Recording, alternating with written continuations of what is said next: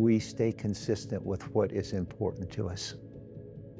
Through Talog's coaching and being involved with it, I was introduced to the 40-day challenge, which is just a commitment of 40 consecutive days of reading one chapter a day, reading carefully with intent, and as God speaks, whether it's through a word, a phrase, or a sentence, just writing, highlighting that, and then writing in the margin why or how or what you heard God speak.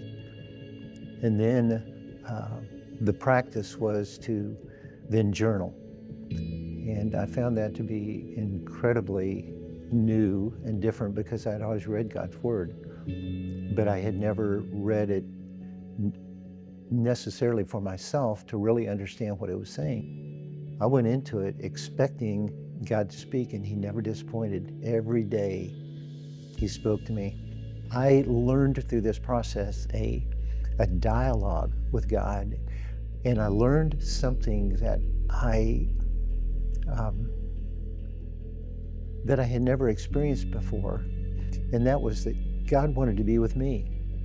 If my wife was here, I'd be interested in hearing what she had to say if you ask her, how has this process affected your husband's life?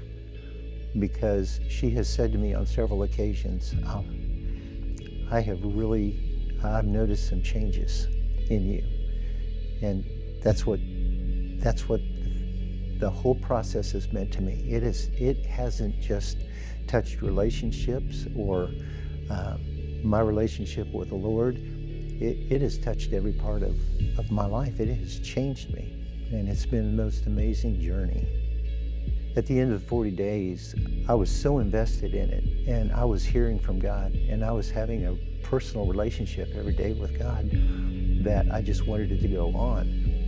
As a matter of fact, it's so amazing, I've started over again. I went and got another Bible, and I'm going to go through the Bible a second time without referring to the journals of the past, because I'm not going to let this process stop for the rest of my life.